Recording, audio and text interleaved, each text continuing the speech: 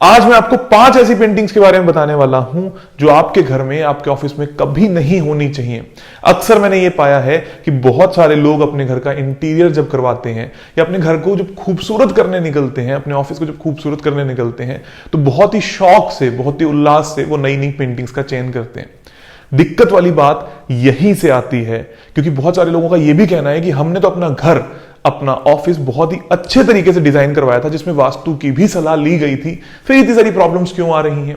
क्योंकि ज्यादातर vastu consultants paintings को या कलर्स को ऑस्पिशियस या इनऑस्पिशियस नहीं मानते। वो ये कहते हैं कि अगर आपकी डायरेक्शन सही है तो कलर से या पेंटिंग से कोई खास फर्क पड़ता ही नहीं है।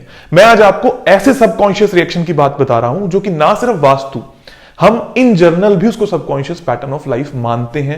तो ऐसी 5 पेंटिंग्स जो अक्सर ज्यादातर घरों में पाई जाती है, ज्यादातर लोग आजकल उसका इस्तेमाल कर ही रहे हैं, ज्यादातर जगह पर ऐसी पेंटिंग्स बहुत इजीली अवेलेबल हैं। जितनी भी बड़ी बड़ी पेंटिंग्स की आप शॉप में जाओगे, इस तरीके की आर्ट्स आपको सबसे पहले मिल जाती हैं, तो लोग ज्यादा अट्रैक्ट भी होने लगते हैं और लाइफ में अपनी प्रॉब्लम्स को न्योता दे लेते हैं। वो पेंटिंग्स कुछ इस प्रकार होती हैं, जैसे कोई सैड फेस हो गया, जैसे कोई जानवर हो गया। मैं हर तरीके की पेंटिंग्स की बात करने वाला हूं जो कि कॉमनली पाई जाती हैं, पर आपके घर में कभी नहीं होनी चाहिए। और लास्ट में मैं आपको यह बताऊंगा कि अगर आपके घर में वो पेंटिंग है तो कौन सी डायरेक्शन है जहां पर अगर आप उसको लगा दोगे तो उसके इफेक्ट्स जो हैं वो आपके जीवन में थोड़े कम हो जाएंगे, मतलब वो आपको प्रॉब्लम क्रिएट नहीं करेंगे। हम अक्सर ये चीजों को मानते ही आए हैं। हम लोग उस देश से आते हैं जिस देश के अंदर मंदिर या मूर्ति पूजा पे बहुत ज्यादा विश्वास किया जाता है, क्योंकि हम लोग सबकॉन्शियस पैटर्न की बात करते ही हैं। जैसा आप देखोगे, जैसे घर में रंग रोगन होंगे, जिस तरीके की पेंटिंग्स घर में होंगी, उस तरीके का इफेक्ट आपके जीवन में आने लगेगा। तो सबसे पहली जो पेंटिंग आपके घर में आती है वो आती है सैड फेसेस। सैड फेसेस वाली जो पेंटिंग है आपके घर में कभी भी नहीं होनी चाहिए। सैड फेसेस आजकल बहुत इजीली अवेलेबल है। मॉडर्न आर्ट के नाम पर इस तरीके की चीजें आपके घर में बहुत ज्यादा इजीली मिल जाती हैं। आजकल मैंने ये और देखा है कि जो बच्चे टीन एज में होते हैं उनको ये सब चीजें बहुत ज्यादा पसंद आती हैं। ये आपके घर में डिप्रेशन का बहुत बड़ा कारक बन जाती हैं। स्पेशली इस तरीके की पेंटिंग आप देख रहे हो, ये डुअलिटी दे देती है कि व्यक्ति सैड ज्यादा रहेगा, खुश ज्यादा रहेगा, उसको खुद को ही नहीं पता कि उसको डिप्रेशन क्यों हो रहा है। स्पेशली ये आपके कमरे में तो कभी भी नहीं होनी चाहिए। इस तरीके की सारी पेंटिंग्स आप देख लीजिए, जब आप इसको सर्च करने निकलोगे तो आपको देखना सैड फेसेस पेंटिंग्स, और आप ये देखोगे कि इसके अंदर एक पेंटिंग आपके सामने निकल कर आई है जिसमें जो फेस बनकर आ रहा है ये हैप्पी है, पर ये भी डुअल है, मतलब एक मुखौटा है जो हैप्पीनेस दिखा रहा है। तो ये इस तरीके के सिम्टम्स आपके घर में क्रिएट करेगा कि आप खुश तो हैं लेकिन सिर्फ दुनिया को दिखाने के लिए। तो हमें याद रखना कि ये पेंटिंग्स कभी भी इस्तेमाल नहीं करनी है जहां पर किसी भी तरीके से आप डिप्रेशन में दिख रहे हो, किसी भी तरीके से आप तनाव में दिख रहे हो, किसी भी चीजों से आप छुप रहे हो। ऐसी पेंटिंग्स आपको कभी भी इस्तेमाल नहीं करनी चाहिए। उसके बाद हम बात करते हैं दूसरे तरीके की पेंटिंग जो बहुत ही कॉमनली अवेलेबल है, जिसको हम कहते हैं मॉडर्न आर्ट। हालांकि मैंने लास्ट पेंटिंग में मॉडर्न आर्ट का नाम लिया, लेकिन वो डायरेक्टली अगर आप उसको सर्च करोगे या देखोगे तो सैड फेसेस आपके घर में नहीं होने चाहिए। और मॉडर्न आर्ट के नाम पे क्या है, आजकल ये वाली पेंटिंग्स तो बहुत ज्यादा चल रही हैं जिसमें बहुत सारे वाइब्रेंट कलर्स होते हैं। ये पेंटिंग्स आपको नेचर से डिस्ट्रैक्ट कर देती है, दूर कर देती है, क्योंकि नेचर इन जनरल ऐसी होती नहीं है।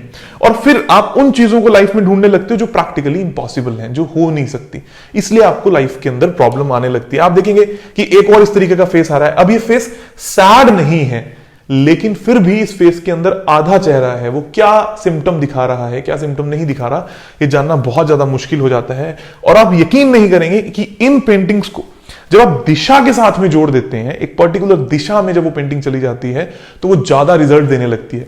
फॉर एग्जांपल, एक ऐसी पेंटिंग है जो आपके घर के अंदर आ गई और वो ईस्ट साउथ ईस्ट डायरेक्शन में आ गई। ऐसी पेंटिंग, ऐसा फेस आपके ईस्ट साउथ ईस्ट डायरेक्शन के अंदर आ गया तो वो आपको लगभग पागल कर देगा। आपके दिमाग के अंदर इतनी ज्यादा एंजाइटी भर जाएगी अकेलेपन को लेकर कि आप फिर जी ही नहीं पाओगे। ये वाली जो पेंटिंग है, हालांकि इसमें कपल दिखाई दे रहा है, इसमें प्लांट्स दिखाई दे रहे हैं, इसमें पेड़ दिखाई दे रहे हैं, इसमें कलर्स दिखाई दे रहे हैं, इसमें पानी दिखाई दे रहा है। ये वाली पेंटिंग कुछ लोग साउथ वेस्ट में लगा देंगे कि भाई आपका रिलेशनशिप अच्छा हो जाएगा, बड़े बड़े पेड़ हैं, लेकिन ये भी आपके रिलेशनशिप को बहुत सारी प्रॉब्लम क्रिएट कर देगी। क्या रीजन है? क्योंकि यहां पर जो कलर्स हैं, यहां पर जो एलिमेंट है वो एंटी है उस पर्टिकुलर डायरेक्शन का। तो इनके रिजल्ट्स बहुत ज्यादा एम्पलीफाई हो जाते हैं जब ये पर्टिकुलर किसी डायरेक्शन के अंदर चली जाती है। तो ध्यान रखना, ऐसे वाइब्रेंट कलर्स जिसमें मल्टीपल कलर्स बहुत ज्यादा दिख रहे हों और जो एक चीज को ना दिखाती हो, वो पेंटिंग्स आपको इस्तेमाल नहीं करनी चाहिए। जिसमें डुअलिटी आए, जिसके अंदर सिर्फ कलर्स आए, जिसके अंदर आपको उसकी भाषा समझ में ना आ रही हो, ऐसी पेंटिंग्स का इस्तेमाल मत कीजिए। मैं ये नहीं कहूंगा कि सारी बुरी होती हैं, हो सकता है कुछ पेंटिंग्स अच्छी भी निकल कर आ जाएं, लेकिन दिक्कत वाली बात यह है कि अगर आपको समझ में ही नहीं आ रहा है कि राइट और रॉन्ग है, तो उसको सिलेक्ट करना आपके लिए घातक हो सकता है, प्रॉब्लमेटिक हो सकता है। तो इससे बच के आपको चलने की जरूरत है। थर्ड नंबर पर बहुत ज्यादा कॉमन बुद्धा फेस। ये तो आजकल हर किसी के घर में पाया ही जाता है। लोग या तो इसका स्कल्पचर रख लेते हैं या इसकी पेंटिंग लगा लेते हैं। दिक्कत क्या है, अगर आपको लॉर्ड बुद्धा इस्तेमाल करने भी हैं तो पहली बात तो वो पूरी पोजीशन में हो, मतलब उनका पूरा शरीर हो, कभी भी सिर्फ फेस का इस्तेमाल नहीं करना चाहिए। दूसरी बात, जो लॉर्ड बुद्धा हैं या बुद्धा जी हैं, वो जाने किस चीज के लिए जाते हैं? पीस के लिए, मेडिटेशन के लिए। अगर आप इनको अपने घर के नॉर्थ ईस्ट में लगाओगे, मतलब सिर्फ फेस को नहीं, पूरी बॉडी को मैं मान रहा हूं, जब वो मेडिटेट कर रहे हैं तो वो अच्छा साबित हो जाएगा।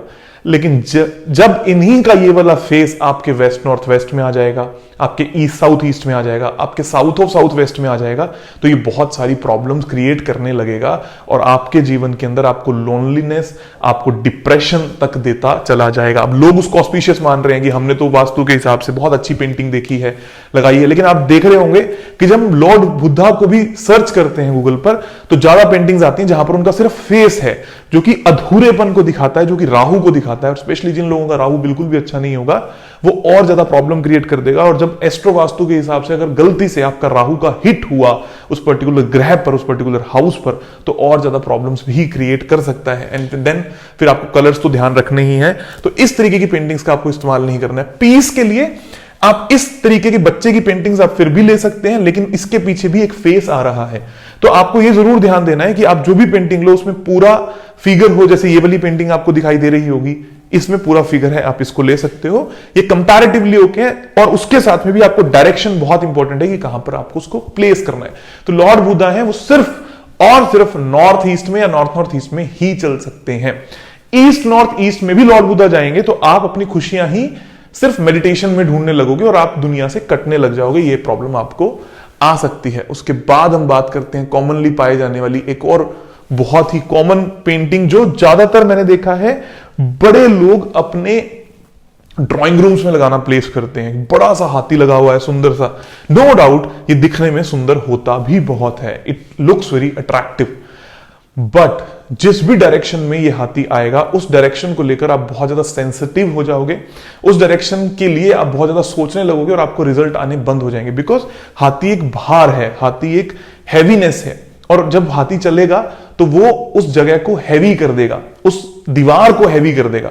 इसीलिए जब भी आप किसी जानवर की चीज इस्तेमाल करते हो, उसको आप स्कल्पचर के रूप में फिर भी इस्तेमाल कर सकते हो। मतलब जब आप हाथी रखो तो उसका स्टैच्यू आप अपने घर में रखते हो तो वो प्रॉब्लम क्रिएट नहीं करेगा, क्योंकि वो उस दिशा में धरती पर आया है। और जब आप इसको टांग दोगे तो वो उस पूरी डायरेक्शन को हैवी करने की कोशिश करेगा, जिससे प्रॉब्लम भी आ सकती है। तो कभी भी इस पेंटिंग का इस्तेमाल ना करें जो कि हाथी की हो और वो भाग रहा हो, वो दौड़ रहा हो, और इस तरीके के हाथी को आप दीवार पे कभी भी मत लगाएं। ये प्रॉब्लम क्रिएट कर सकता है। और उसके बाद last but not the least, बहुत सारी पेंटिंग्स की हम बात कर सकते हैं। सेपरेशन की पेंटिंग, मैंने बहुत घरों में देखा कि कोई वास्तु दोष नहीं है, लेकिन हस्बैंड वाइफ का सेपरेशन सिर्फ एक पेंटिंग के कारण हो गया। बात कई बार सुनने में बहुत बचकानी सी लगती है कि कैसे एक पेंटिंग किसी मियां बीवी का, किसी हस्बैंड वाइफ का रिलेशनशिप भंग कर सकती है। आप लोगों ने अक्सर सुना होगा कि जिस तरीके के व्यवहार हम लोग देखना चाहते हैं, या हम लोगों ने महाभारत की भी कहानी सुनी है कि अभिमन्यु के होने से पहले अर्जुन को जब कहानी सुनाई जा रही थी, तो अभिमन्यु ने वो कहानी सुनी, और जब उस कहानी को सुना, पेट में ही, अपनी मां के पेट में ही उस कहानी को सुनने से उसके ऊपर कितना बड़ा असर पड़ा था। कितनी ज्यादा चीजें हैं जो आपके सबकॉन्शियस में फिट हो जाती हैं और जब आपको पता भी नहीं लगती। और विजुअली जब आप देखते हो तो आपकी आंखों की जो सेंस है वो सबसे ज्यादा ग्रास्प करती है आपके सबकॉन्शियस माइंड को। तो अगर ऐसी पेंटिंग आपके घर में लगी हुई है और सेपरेशन को वो दिखाती है, तो आप अपने घर से अपने रिलेशनशिप्स को, सिर्फ हस्बैंड वाइफ के रिलेशनशिप्स नहीं, क्योंकि कई बार मेल फीमेल हैं तो माँ बेटा भी हो सकते हैं, भाई बहन भी हो सकते हैं, हर तरीके के सेपरेशन को ये दिखाती है। और जो भी एग्जैक्ट सिम्टम्स वो दे रही होगी तो वहां उस तरीके की बीमारियां, उस तरीके के रोल्स, उस तरीके का डिप्रेशन आपके घरों में आता चला जाएगा। आपको इसी तरीके से हर बार जब आप पेंटिंग लगाते हो तो आपको ध्यान जरूर देना है कि कौन कौन सी पेंटिंग कौन कौन सी दिशाओं में लगी हुई है। अब इनमें से अगर आपको कोई पेंटिंग आपके घर में है भी तो हम इसको कहां लगाएं? जो भी कलर उस पेंटिंग में सबसे ज्यादा है उसकी दिशा में उस पेंटिंग को लगा दोगे तो कंपैरेटिवली उसके गुण कम हो जाएंगे। मैं ये नहीं कहूंगा कि उसके गुण चले जाएंगे, क्योंकि कुछ लोग जिद करने लगते हैं, सर अब तो हमने पैसे लगा दिए, मेरी लाइफ से भी ज्यादा इंपॉर्टेंट है ये पेंटिंग, मुझे तो लगानी ही है। तो जिनकी भी लाइफ से ज्यादा इंपॉर्टेंट कुछ चीजें होती हैं तो उनको हमें उपाय देने पड़ते हैं। लाखों रुपए की पेंटिंग भी हो, आपको लगानी ही है, तो आप उसमें जो भी कलर्स आ रहे हैं, अगर नीले या काले रंग आ रहे हैं, स्पेस के कलर आ रहे हैं, ग्रे कलर आ रहा है तो उत्तरी दिशाओं में आप लगा सकते हो। हरा रंग आ रहा है तो पूर्वी दिशाओं में आप लगा सकते हो। अगर लाल रंग आ रहा है तो दक्षिणी दिशाओं में आप लगा सकते हो। पीला है तो नृत्य कोण की तरफ, साउथ वेस्ट की तरफ आप उसको लगा सकते हो। और फिर से अगर व्हाइट ग्रे टाइप के कलर आते हैं, येलो काइंड ऑफ कलर्स आते हैं, तो आप उसको पश्चिमी दिशाओं में लगा सकते हो। पर याद रखना कि वो प्रॉब्लम क्रिएट कर सकती हैं। आप सोच समझ के ही पेंटिंग्स का इस्तेमाल करें ताकि आप सभी के घर में कोई प्रॉब्लम ना आए।